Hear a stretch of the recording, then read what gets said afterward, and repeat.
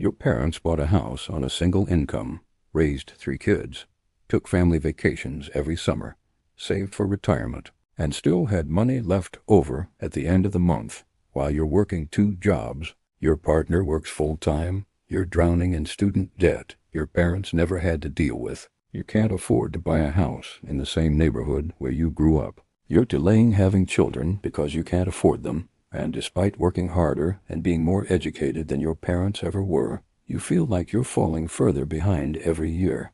And if you've ever wondered why this is happening, if you've ever felt like something fundamental broke in the American economy between their generation and yours, if you've been told that you just not working hard enough or you making bad financial choices when you know that that's not true, you're right. Because something did break deliberately and systematically, and it happened in a way that most people never understood. They were being robbed in real time.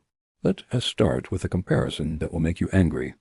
If you re-earning the median American wage today in 2025, your paycheck has essentially the same purchasing power as someone earning the median wage in 1979, 46 years ago, which means that despite nearly half a century of economic growth, despite technological advancement, despite productivity increases that should have made everyone wealthier, your wages have stayed flat when adjusted for inflation, meaning the dollar amount on your paycheck might look bigger than what your parents earned, but what that paycheck can actually buy hasn't changed in almost 5 decades. Now here's where it gets worse. During that same 46-year period from 1979 to 2025, American worker productivity, the amount of economic output produced per hour of work, increased by 79%, meaning you reproducing 79% more value for your employer than workers did in 1979, but your compensation only increased by 26%, meaning there is a 53% gap between how much more productive you are and how much more you actually paid. Think about what that number means. You're creating 79% more wealth than your parents' generation did, but you're only seeing 26% more compensation, which raises an obvious question. Where did that other 53% go? And the answer is simple and infuriating. It went to corporate profits, to executive compensation packages, to shareholders, to asset owners, to the people who already had wealth, while you who actually created that value through your labor got systematically shortchanged.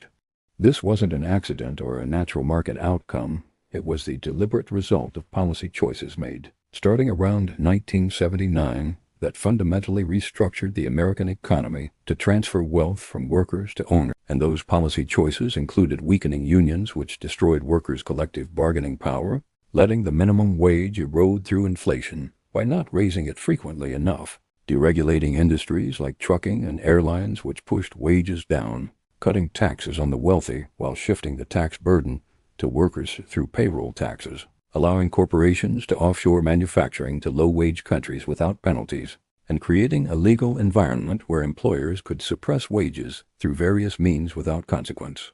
But wage stagnation is only half the story, because while your wages flatlined, the cost of everything you need to build a life exploded in ways that make direct comparisons to your parents' generation almost obscene. Let's talk about housing, which is probably the single biggest difference between your economic reality and your parents'. Because in 1970, when your parents were your age, the median home price in America was about $2,030. And while that sounds absurdly cheap, you have to adjust for inflation to make a fair comparison. And when you do, what this meant for your parents is that a house was typically about 3 times their annual household income, meaning if they made $30,000 a year, they'd buy a house for $90,000, which was achievable on a single income with a reasonable down payment and mortgage. But for you, in 2025, housing is now 5 to 10 times median household income, depending on where you live, meaning the same affordability calculation that worked for your parents simply doesn't work anymore. And this is why you're either locked out of homeownership entirely, or you're house poor, spending so much of your income on housing that there's nothing left for savings or building wealth or the discretionary spending your parents took for granted. And it's not just housing. College education costs have exploded even more dramatically, with tuition increasing roughly 180% from 1980 to 2020 after adjusting for inflation, meaning the college degree that cost your parents $10,000 in total cost you $40,000 or $60,000 or $100,000 depending on where you went.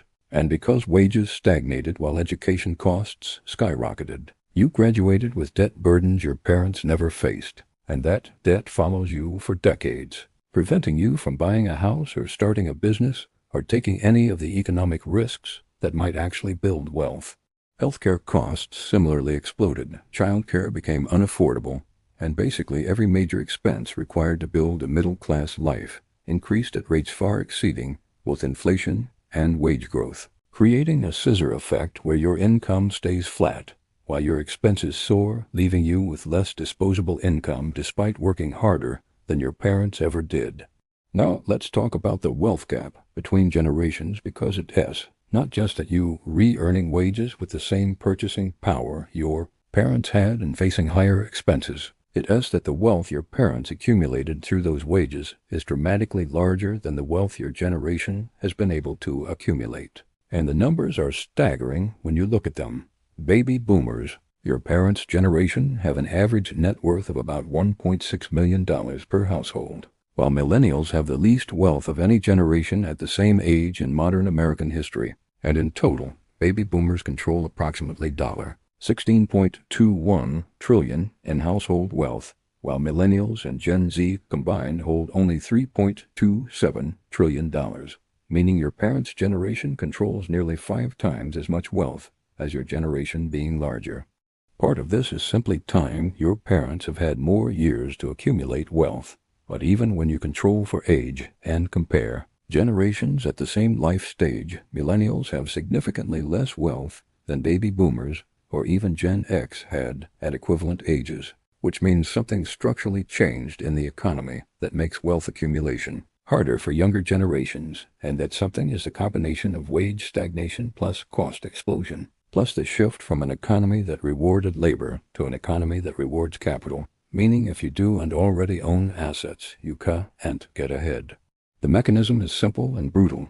When wages stagnate and costs explode, you have no money left over to invest in assets, so you miss out on the asset appreciation that builds wealth. Meanwhile, people who already own assets, stocks, bonds, real estate, see those assets appreciate because of the same monetary policies that suppressed your wages, like quantitative easing and low interest rates that inflated asset prices while doing nothing for wage earners, creating a world where wealth begets more wealth while labor earns just enough to survive but never enough to accumulate capital. And here is the truly insidious part that most people don't realize. The reason your parents could build wealth on modest incomes is because the economic policies from the 1940s through the 1970s were specifically designed to support broad-based prosperity through strong unions, high minimum wages that kept pace with productivity, progressive taxation that funded public goods, financial regulations that prevented excessive speculation, and a social contract that said if you worked hard, you could build a secure middle-class life. All of that got systematically dismantled starting around 1979, not randomly, but through deliberate policy choices advocated by business interests and conservative economists who argued that unions were bad for competitiveness, that minimum wage increases caused unemployment, that regulations stifled growth, that taxes on the wealthy hurt the economy, and that deregulating everything would create prosperity that would trickle down to everyone. Except it didn't trickle down. It concentrated upward, enriching people who already had capital, while impoverishing people who only had their labor to sell. The data is unambiguous about this. The period from 1945 to 1979 saw productivity and wages grow together in lockstep, meaning when the economy grew, workers benefited proportionally. But after 1979, productivity kept growing while wages flatlined, and all that extra productivity generated wealth flowed upward to executives and shareholders instead of to the workers who actually created it.